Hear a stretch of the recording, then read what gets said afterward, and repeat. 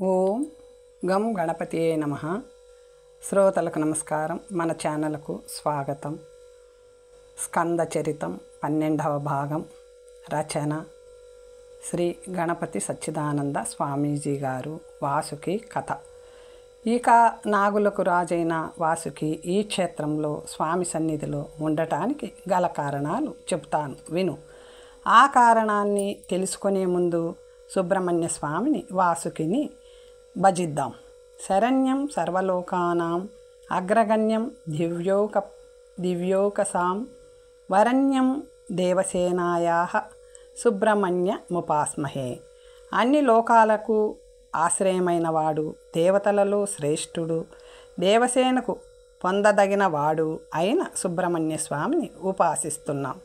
దాతారం సర్వకామానాం నేతారం దివ్యభోగినాం పాతారం సర్వపాపానాం త్రాతరం వాసుకీం భజే.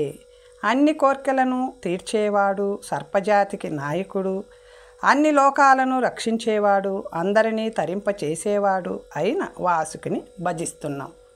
సంవర్తన కల్పంలో వినత కద్రువులకు ఒక గుర్రం విషయంలో తగాదా మొదలయ్యింది.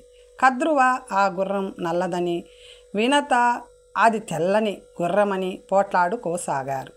ఈ వాదనలో ఓడిన వారు గెలిచిన వారికి దాసులు అవ్వాలి అని షరత్తు పెట్టుకున్నారు. కద్రువ తన పిల్లలైన సర్పాలను పిలిచి, మీరు ఆ గుర్రాన్ని కాటేసి మీ విషంతో దాన్ని నల్లగా మార్చేయండి అని చెప్పింది. ఆ సర్పాలు అందుకు ఒప్పుకోని కారణంగా మీ సర్పజాతి నాశనమవ్వని అని శపించింది. ఆ శాప ఫలంగా జనమేజయుడి యజ్ఞంలో కొన్ని గరుత్మంతుడి వల్ల కొన్ని సర్పాలు నాశనమయ్యాయి. కొన్ని సర్పాలు భయంతో పుట్టల్లోనూ, గుహల్లోనూ, చెట్టు తొర్రల్లోనూ, పాతాళంలోనూ తలదాచుకుని జీవించసాగాయి. ఒకనాడు గరుత్మంతుడు సర్పాలకై వెతుకుతూ మహాబిలంలో నివసిస్తున్న వాసుకిని చూసి తన పదునైన ముక్కుతో పొడిచి, రెక్కలతో కొట్టి, గోళ్లతో చీల్చడానికి ప్రయత్నించాడు. కానీ సర్పరాజు అయిన వాసుకి ప్రభావం వల్ల, విషజ్వాలల వల్ల, ఆయన పడగలో ఉన్న మణికాంతి వల్ల గరుత్మంతుడికి కళ్ళు తిరిగినంత పనయ్యింది.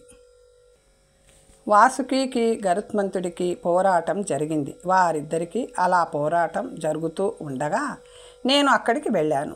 ఈ పోరాటాన్ని చూసి గరుత్మంతుడితో ఇలా అన్నాను, వచ్చా, వాసుకిని విడిచిపెట్టు. శివభక్తుడైన వాసుకిని నువ్వు ఏమీ చేయలేవు. అప్పుడు గరుత్మంతుడు నాకు నమస్కరించి, స్వామి, నేను ఆకలి మీద ఉన్నాను, నాకు ఆహారం సర్పాలే కదా, నేనేం చేసేది అన్నాడు. అప్పుడు నేను, గరుడా, నువ్వు రమణక ద్వీపానికి వెళ్ళి అక్కడ ఉన్న దుష్ట సర్పాలను తిను.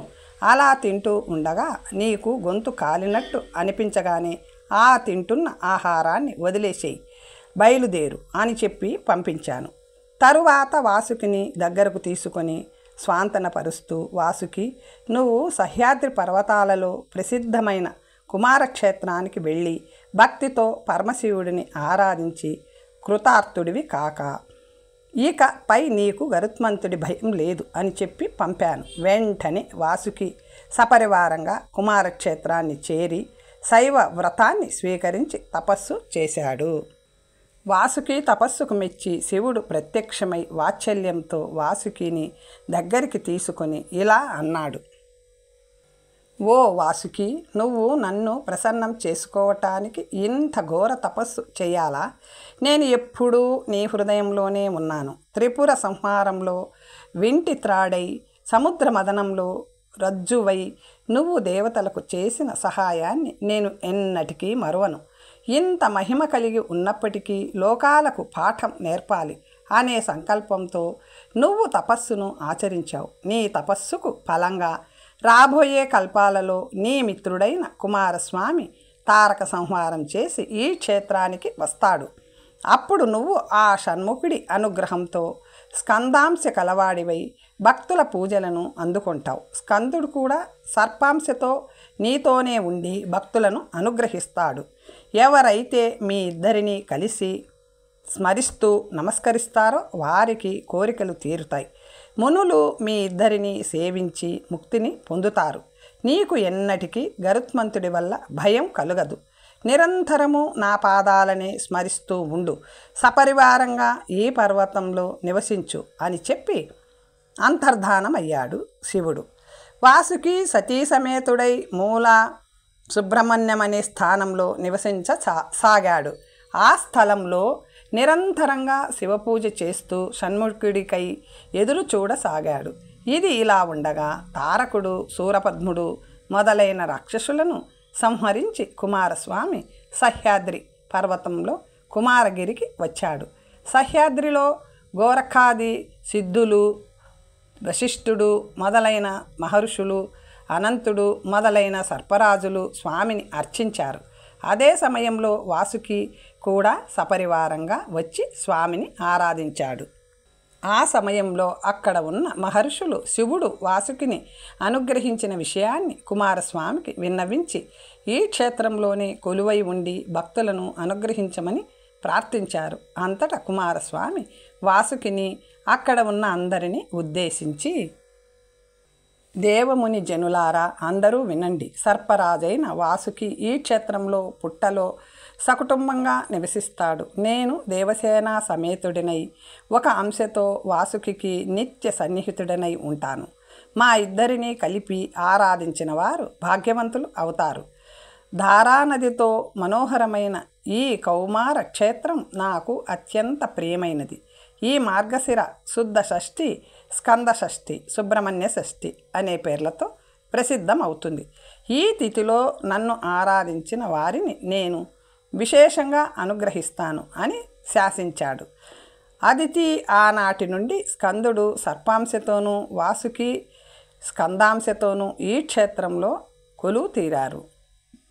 ఆదిశేషుడు వారిని ఆశ్రయించాడు. ఈ విధంగా కుమారధార క్షేత్రం ఆది సుబ్రహ్మణ్యం అనే పేరు పొంది అందరినీ అనుగ్రహిస్తుంది అని కశ్యపుడు అదితితో అన్నాడు. ఈ క్షేత్రంలో సుబ్రహ్మణ్య స్వామిని దర్శించిన వారు తమ యాత్ర పూర్తి అవటానికి ఆది సుబ్రహ్మణ్యంలో ఉన్న పుట్టను దర్శిస్తారు. ఈ క్షేత్రంలోనే దర్పణ తీర్థం అనే తీర్థం ఉన్నది. ఈ తీర్థం చాలా విశేషమైనది. ఆది సుబ్రహ్మణ్యం కుక్కే సుబ్రహ్మణ్య క్షేత్రంలోనే ఉంది. ఆది సుబ్రహ్మణ్యంలో సుబ్రహ్మణ్య స్వామి సర్పాకారంలో ఇప్పటికీ భక్తులకు దర్శనమిస్తాడని చెబుతారు. ఇంకా ఈ క్షేత్రంలో ఉమామహేశ్వరాలయం, దాని ప్రాంగణంలో పంచాయతన ఆలయం, ఆ ఆలయానికి పక్కన నరసింహస్వామి ఆలయం, నాగమంటపం ఉన్నాయి. ఈ క్షేత్రంలో గణపతి అభయమిస్తూ ఉన్నాడు కనుక ఆయనను అభయ గణపతి అని కొలుస్తారు. ఈ క్షేత్రాన్ని దర్శించిన వారు వనదుర్గ ఆలయాన్ని కూడా దర్శిస్తారు. ఈ క్షేత్రంలో స్వామి ప్రత్యక్షంగా దర్శనమిస్తున్నాడు అనటానికి ఒక గొప్ప నిదర్శనం ఈనాటికి కనిపిస్తూనే ఉంది. అదేమిటంటే, ప్రతిరోజు నైవేద్య సమయంలో స్వామి కొలువై ఉన్న గర్భగుడి ముందు బుట్టలతో పెద్ద అన్నరాశిని పోస్తారు. అప్పుడొక పాము సరిగ్గా ఆ సమయానికి ఏదో ఒక వైపు నుంచి వచ్చి ఆ అన్నరాశి మధ్య నుంచి వెళుతూ ఉంటుంది. ఆ పాము అదృశ్యమైన తరువాత అన్నాన్ని భక్తులు ప్రసాదంగా తీసుకుంటూ ఉంటారు. ఈ దృశ్యాన్ని ప్రత్యక్షంగా చూసిన భక్తులు కూడా ఉన్నారు. ఇలా తన మిత్రుడు భక్తుడు అయిన వాసుకిని అనుగ్రహించటానికి తన అంశని భూమిలో ఉంచిన సుబ్రహ్మణ్య స్వామి కుక్కే సుబ్రహ్మణ్య క్షేత్రంలో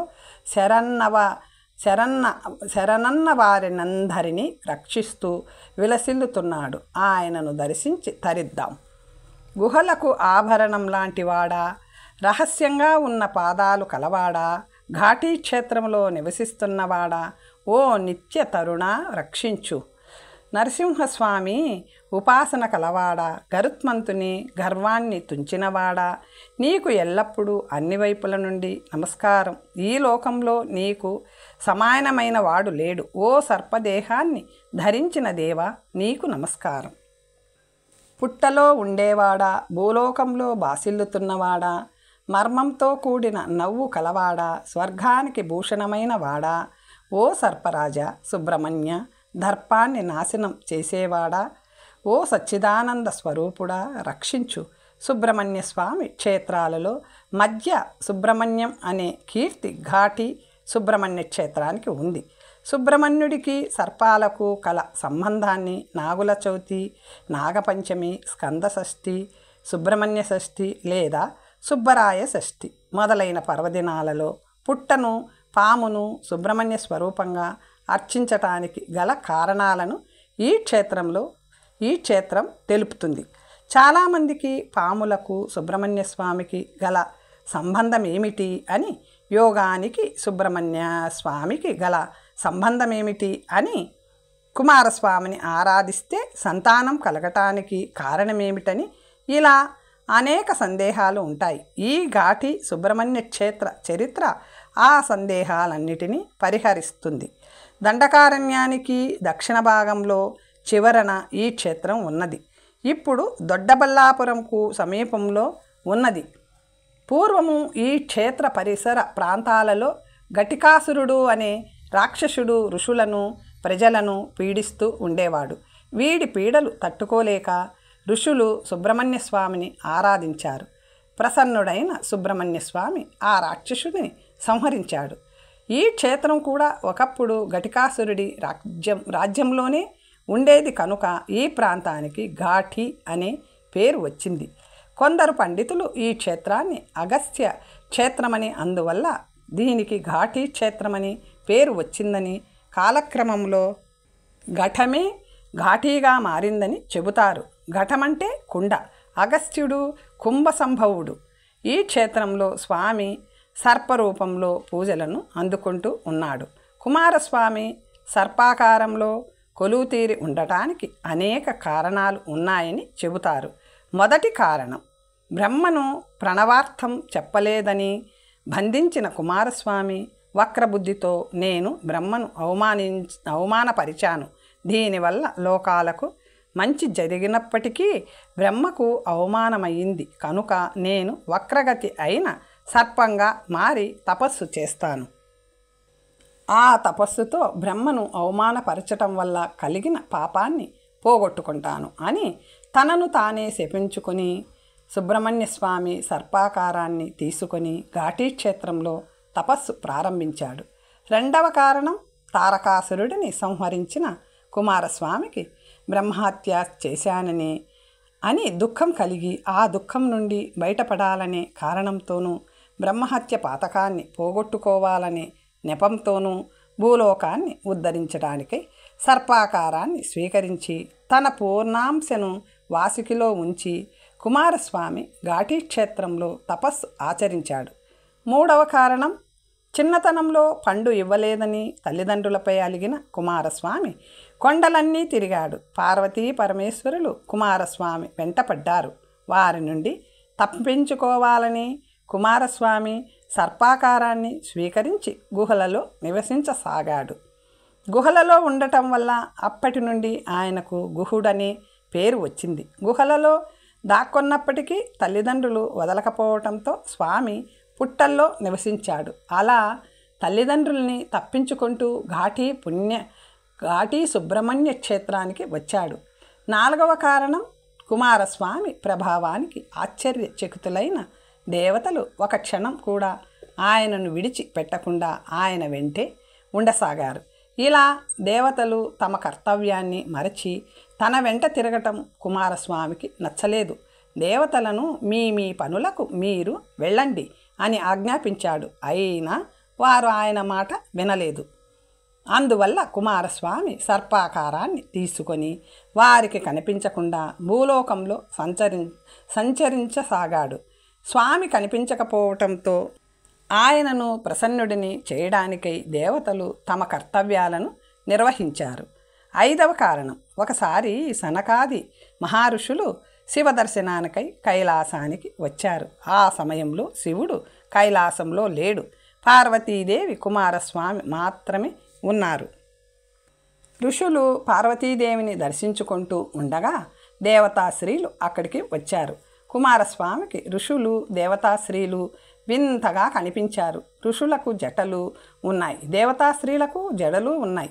వారు రుద్రాక్షలు ధరించారు, వీరు ఆభరణాలు ధరించారు. ఋషులు వల్లంతా విభూతి పూసుకున్నారు, దేవతాశ్రీలు చందనం పూసుకున్నారు. వారిని చూసి కుమారస్వామికి నవ్వు ఆగలేదు.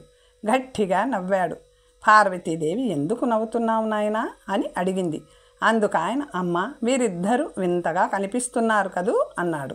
అప్పుడు పార్వతీదేవి, కుమార, సరిగ్గా చూడు, ఋషులలో మీ నాన్నగారైన పరమశివుడు, దేవతాశ్రీలలో ప్రకృతి మాత అయిన నేను దర్శనమిస్తాం అని చెప్పింది. అమ్మ మాట విని కుమారస్వామి తాను చేసిన పనికి బాధపడ్డాడు. వెంటనే ఆసనం నుండి కిందకు దిగి, అమ్మ, నా తప్పుకు ప్రాయశ్చిత్తం చేసుకుంటాను, తపస్సుకు అనుమతి ఇవ్వు అని ప్రార్థించాడు.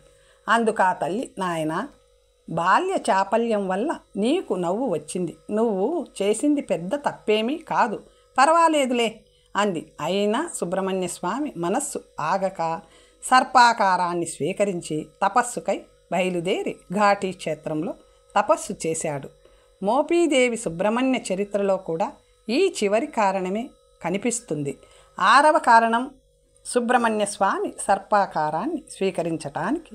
ఇంతవరకు చెప్పుకున్నవి సామాన్య కారణాలైతే విశేషమైన అలౌకిక కారణం ఇంకొకటి ఉన్నది.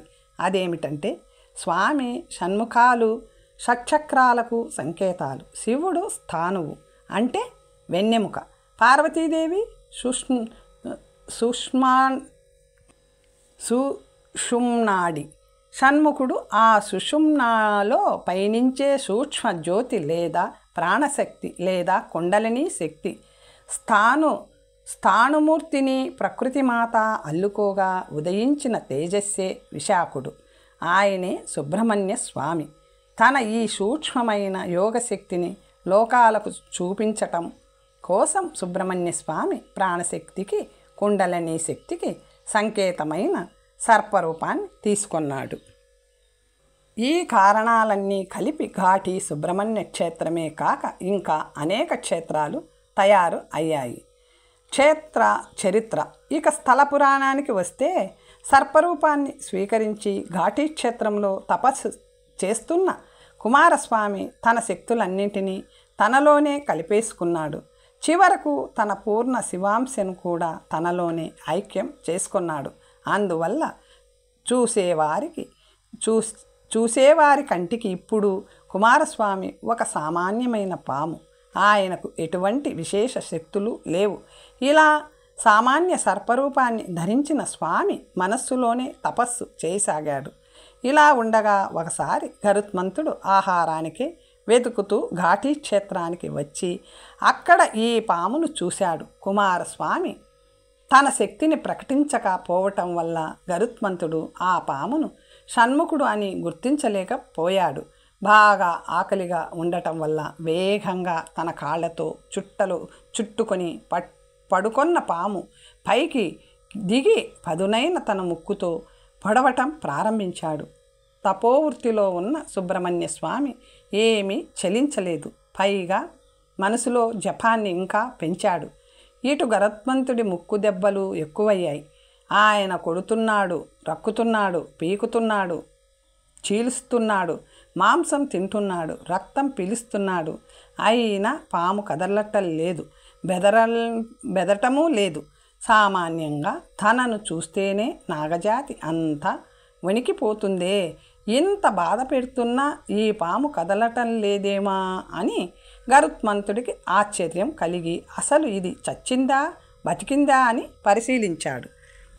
అది బతికే ఉందని, పైగా మంచి వయసులో ఉన్న గండు పామని గరుత్మంతుడికి త్వరగానే అర్థమైంది. అందువల్ల గరుత్మంతుడికి పౌరుషం, కోపం రెట్టింపై ఇంకా గట్టిగా పొడవసాగాడు. ఈసారి ఆ పాము తప్పించుకొని కొద్దిగా పక్కకు వెళ్ళింది, కానీ పారిపోలేదు. సాధారణంగా తప్పించుకున్న పాములు సందు దొరికితే పారిపోతాయి. అటువంటిది ఈ పాము పక్కకు పోయి పారిపోకుండా ముందే, పైగా కళ్ళు మూసుకొని చుట్టుకొని నిద్రపోతూ తనను లెక్క చేయకుండా ఉందే అనే ఆలోచన రావటంతోనే గరుత్మంతుడు ఈసారి ఆ పామును చంపి తీరాలి అనే సంకల్పంతో పూర్తి బలాన్ని కూడగట్టుకొని గట్టిగా ఊపిరి పీల్చి పైకి లేచాడు. అంతలోనే వేగంగా కిందకు దిగి సూటిగా పదునైన తన ముక్కుతో పామును పొడిచాడు. అయినా పాము కదల్లేదు. ఈసారి తన కాలిగోళ్లతో పామును అదిమిపట్టి రెక్కలతో బలంగా కొడుతూ ముక్కుతో కళ్ళను పొడవసాగాడు. అయినా ఆ పాము కళ్ళు తెరవలేదు. గరుత్మంతుడికి పిచ్చెక్కినంత పని అయ్యింది. ఈ పాము కన్నా ముందు తనే చస్తాడేమో అనుకున్నాడు. అయినా ప్రయత్నం మానక ఈసారి తన నోటితో పాము కంఠాన్ని గట్టిగా పట్టేశాడు. అప్పుడు పాముకు కొద్దిగా బాధ కలిగింది. అది కూడా ఈ గరుత్మంతుడి వల్ల జపానికి భంగం కలుగుతుందే అనే బాధ. వెంటనే పాము రూపంలో ఉన్న సుబ్రహ్మణ్య స్వామి నరసింహస్వామిని స్మరించాడు. మహిమాన్వితుడైన షణ్ముఖుడు తనను స్మరించటంతో నరసింహస్వామి పొంగిపోయాడు. వెంటనే ప్రత్యక్షమై గరుత్మంతుడిని తన జూలుతో ఒక్క దులుపు దులిపాడు. ఆ దెబ్బకు గరుత్మంతుడు ఏ లోకాలకు పోయాడో కానీ రావటానికి 2 రోజులు పట్టింది. వచ్చినవాడు నరసింహస్వామి అని తెలిసినా గర్వంతో కళ్ళు మూసుకొని పోయిన గరుత్మంతుడు ఈసారి నరసింహస్వామి మీదకు దూకపోయాడు. ఆయన ఊరికే ఉంటాడా? గరుత్మంతుడిని తన వేళ్లతో ఒక చిన్న ఈగలాగా పట్టుకొని కాళ్ళ కిందకు వేసి తొక్కాడు. ఆ తొక్కుడికి గరుత్మంతుడి గర్వం ఎటుపోయిందో పోయింది. తన అపరాధాన్ని మన్నించమని నరసింహస్వామిని కోరాడు. అప్పుడు ఆ నరసింహస్వామి ప్రసన్నుడై గరుత్మంతుడికి సుబ్రహ్మణ్య తత్వాన్ని బోధించాడు.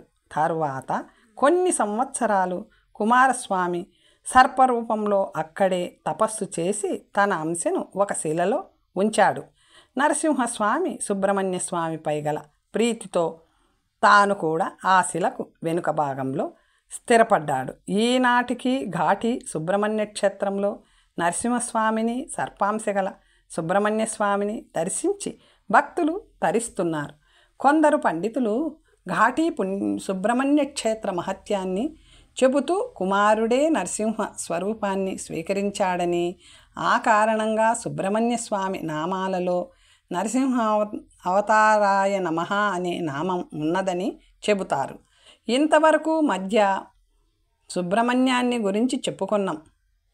అంత్య సుబ్రహ్మణ్యం అంటే పళని. ఆ పళని క్షేత్రాన్ని గురించి మనం ఇదివరకే తెలుసుకున్నాం. కొందరు తిరుచెందూరు క్షేత్రాన్ని అంత్య సుబ్రహ్మణ్యం అని కొలుస్తారు. ఇంకొందరు నాగలమడక అనే క్షేత్రాన్ని అంత్య సుబ్రహ్మణ్యం అంటారు. నాగలమడకని నాగుల మడక అని కూడా పిలుస్తారు. ఈ క్షేత్రం అనంతపురం జిల్లా మడకశిర గ్రామానికి సమీపంలో ఉంది. ఆది సుబ్రహ్మణ్యంలో స్వామి శిరస్సు, మధ్య సుబ్రహ్మణ్యంలో స్వామి వీపు, అంత్య సుబ్రహ్మణ్యంలో స్వామి తోక సూక్ష్మ రూపంలో ఉన్నాయి. ఈ క్షేత్రాలను కింద నుండి పైకి కొలిస్తే యోగం సిద్ధిస్తుంది, పై నుండి కిందకు కొలిస్తే జ్ఞానవంతులు అవుతారు. ఆంధ్రదేశంలో సుబ్రహ్మణ్య క్షేత్రాలు. తమిళులు సుబ్రహ్మణ్య స్వామిని బాలరూపంలోనూ, షణ్ముఖ స్వామిగాను, స్కందుడిగాను, దండాయుధ పాణిగాను, వేలాయుధుడిగాను ఆరాధిస్తారు. వారి ఆరాధనంతా విగ్రహ రూపంలోనే ఉంటుంది. కర్ణాటక రాష్ట్రంలో స్వామిని సర్పరూపంలోనూ, పూర్ణ విగ్రహ రూపంలోనూ ఆరాధిస్తారు. ఆంధ్రదేశంలో సర్పాన్ని, దాని మధ్యలో సుబ్రహ్మణ్యమూర్తిని కలిపి ఆరాధిస్తారు. ఆంధ్రాలో ఎక్కువగా సర్పపూజే ఉన్నదని చెప్పాలి. ఆంధ్రదేశంలో చవితి, పంచమి, షష్ఠి వ్రతాలు అన్నీ కూడా నాగులకే జరపబడతాయి. అలాగే ఆంధ్రదేశంలో కుమారస్వామి క్షేత్రాలు కోకొల్లలు. వాటిలో ప్రసిద్ధమైనది కృష్ణా జిల్లాలోని మోపీదేవి క్షేత్రం. ఈ క్షేత్రాన్ని గురించి స్కాంద పురాణం విశేషంగా చెప్పింది. అగస్త్య మహర్షి ఈ క్షేత్రాన్ని గురించి తన శిష్యులతో ఇలా అన్నాడు: శిష్యులారా, ఈ క్షేత్రంలో భగవంతుడు తన శక్తిని పరోక్షంగా తెలుపుతున్నాడు. రంగురంగులుగా చూడముచ్చటగా ఉన్న నెమలి ఈకలు ప్రకృతి స్వభావాన్ని తెలుపుతుంది. ఎగిరి గంతులు వేయటం కూడా నెమలి స్వభావం. జీవులు తమ ప్రకృతిని స్వేచ్ఛగా ఎగరవేస్తే నాశనమవుతారు, దానిని అదుపులో ఉంచితే వృద్ధి పొందుతారు అని తెలియజేయటానికి కుమారస్వామి ప్రకృతి సంకేతమైన నెమలిని అధీనంలో ఉంచుకున్నాడు. ప్రకృతి అధీనంలోకి రాగానే కుండలిని శక్తి సిద్ధిస్తుంది. దీనిని నెమలి కాళ్ళ కింద 3 చుట్టలు చుట్టుకొని ఉన్న పాము తెలుపుతుంది. శిష్యులారా, ఈ క్షేత్రంలో ఇంకొక చోట నెమలిపై ఉన్న పామును చూశాం. అది ప్రకృతి పురుషుల అవినాభావ సంబంధాన్ని తెలుపుతుంది. ఇంకొక చోట ముంగిస పాము ఆడుకోవటం చూశాం. అది ముక్తిని అందించే సమభావాన్ని తెలుపుతుంది. ఇక మూలస్థానంలో ఒక పెద్ద పుట్టను, అందులో తపస్సు చేసుకుంటున్న సర్పరూపధారి అయిన సుబ్రహ్మణ్య స్వామిని దర్శించాం. అది ఆయన లోకాలకు తపస్సే అన్ని కర్మలలోకి ఉత్తమమైనది అని బోధిస్తూ ఉండటానికి సంకేతం. ఈ కుమారక్షేత్రంలో కృష్ణానది ప్రవహిస్తుంది. ఇక్కడ స్నానం చేసిన వారికి కోటి జన్మల పాపాలు పోతాయి. మన పూర్వజన్మ సుకృతం వల్ల ఈ క్షేత్రానికి వచ్చాం అని అంటూ అగస్త్య మహాముని స్వామివారికి సాష్టాంగ వందనం చేసి ప్రార్థించాడు. తరువాత ఆ పుట్ట మీద పడగలాగా ఉండే శివలింగాన్ని ప్రతిష్ఠించాడు. అలా అగస్త్య మహర్షితో మొదటి పూజలు అందుకున్న మోపీదేవి క్షేత్రం కొన్ని సంవత్సరాలు ఎవరికి తెలియకుండా సాధారణంగా ఉండిపోయింది. ఒకరోజు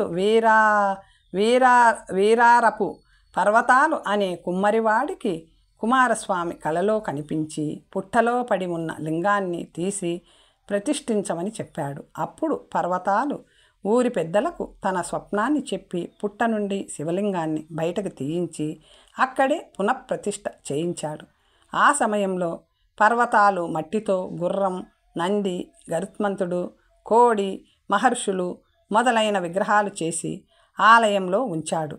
కాలక్రమంలో అవి శిథిలమవ్వటం వలన ఇప్పుడు వాటిని పక్కకు తొలగించారు. కానీ ఈ క్షేత్రంలో వీరారపు పర్వతాలను నేటికి భక్తులు స్మరిస్తారు. మోపీదేవి స్వామి భక్తులకు సంతానాన్ని, విద్యను, సంపదలను, ఆరోగ్యాన్ని అనుగ్రహిస్తూ విరాజిల్లుతున్నాడు. విదురాశ్వర్థం. ఆంధ్రదేశంలో ఉన్న సుబ్రహ్మణ్య క్షేత్రాలలో విదురాశ్వర్థానికి ఒక విశేషత ఉంది అనటానికి ఇది విష్ణు క్షేత్రమే అయినా ఈ క్షేత్రంలో భక్తులు ప్రతిష్ఠించిన నాగ విగ్రహాలు 5,000కు పైగా ఉన్నాయి. ఈ క్షేత్రంలో విదురుడు అనేక సంవత్సరాలు తపస్సు చేసి స్వామి అనుగ్రహాన్ని పొందాడని ప్రతీతి. సంతాన ప్రాప్తికి కావలసిన విద్యుత్ శక్తిని శరీరానికి అందించే అతి పురాతనమైన అశ్వత్థ వృక్షం ఈ క్షేత్రంలో ఉండటం విశేషం. ఇలా చెబుతూ పోతే ఆంధ్రదేశంలో సుబ్రహ్మణ్య క్షేత్రాలు అనేకం. పంచారామాలలో ఒకటైన కుమారరామంలో కుమారస్వామి ప్రతిష్ఠించిన శివలింగం ఉంది. అందుకే దాన్ని కుమారరామమని, స్కందారామమని పిలుస్తారు. తిరుపతిలో సుబ్రహ్మణ్యుడు. తిరుపతి క్షేత్రాన్ని కొందరు సుబ్రహ్మణ్య క్షేత్రం అంటారు. వెంకటరమణ స్వామిని సుబ్రహ్మణ్య స్వామిగా కొలిచేవారు ఇప్పటికీ ఉన్నారు. వెంకటేశ్వరుడు సర్వదేవతా స్వరూపుడు. ఆయనలో విష్ణువు, శివుడు, అమ్మవారు, సుబ్రహ్మణ్యుడు అందరూ ఉన్నారు. అందుకే ఆయనకు బిల్వార్చన జరుగుతుంది. ఆయనలో దేవీ అంశ ఉన్నది కనుక శుక్రవారాలు అభిషేకాలు చేయించుకుంటున్నాడు. స్వామిని అందమైన పెద్ద పెద్ద చీరలతో అలంకరిస్తున్నారు. వెంకటేశ్వర స్వామి కొండ మీద కొలువు తీరాడు కనుక కొందరు తమిళులు కుండ్రు దోరాడల్ అనే సిద్ధాంతాన్ని అనుసరించి ఆయనను సుబ్రహ్మణ్య అని ఆరాధిస్తారు. ఉత్తర భారతదేశం వారు వెంకటేశ్వర స్వామిని బాలాజీ అని పిలుస్తారు. కొందరు స్వామికి వెనుక అందమైన పెద్ద జడ ఉన్నదని, ఆయన బాలా త్రిపుర సుందరీ స్వరూపుడు కనుక ఆయనకు బాలాజీ అని పేరు వచ్చిందని చెబుతారు. కొందరు బాలాజీ అనే పదం నిత్య బ్రహ్మచారి, నిత్య బాలరూపి అయిన కుమారస్వామిని సూచిస్తుందని అంటారు. తిరుపతిలో కుమారధార అనే తీర్థం కూడా ఉంది. ఆలయానికి పక్కనే ఉన్న తీర్థం పేరు స్వామి పుష్కరిణి. స్వామి అంటే కుమారస్వామి. అన్ని లోకాలను, అన్ని జీవులను, జడ వస్తువులను తనదిగా చూసే వాడే స్వామి. ప్రతి దేవతానామానికి ముందు స్వామి అనే పదాన్ని చేర్చి పలుకుతూ ఉంటాం. కానీ మనం ఉట్టిగా స్వామి అంటే సుబ్రహ్మణ్యుడే. కుమారస్వామి పేర్లలో స్వామి అనే పదం ప్రసిద్ధమైంది. దేవసేనాపతిశూర స్వామి గజముఖానుజ అమరం. అందువల్ల స్వామి పుష్కరిణి అంటే కుమారస్వామికి సంబంధించిన సరస్సు అని అర్థం. ఈ విధంగా కలియుగ ప్రత్యక్ష దైవమైన వెంకటేశ్వర సన్నిధిలోనూ కుమారస్వామిని దర్శించవచ్చు. వెంకటేశ్వర స్వామికి కుమారస్వామికి భేదం లేదనటానికి ఆయన నుదుట ఉన్న త్రినేత్రము, కటిహస్తము, భుజాలకు నాగాభరణాలు, పాదాల చెంత ఉన్న శ్రీచక్రము బలమైన సాక్ష్యాలు. ఈనాటికి ఆంధ్రాలోనూ కర్ణాటకలోనూ వెంకట సుబ్బారావు, వెంకటస్వామి, వెంకటనాగ, వెంకట సుబ్రహ్మణ్య వంటి పేర్లు పెట్టుకుంటున్నారు. ఈ పేర్లు వెంకటేశ్వర స్వామికి సుబ్రహ్మణ్య స్వామికి అభేదాన్ని తెలుపుతాయి. తరువాత కథ వచ్చే భాగంలో తెలుసుకుందాం. ఓం స్వస్తి.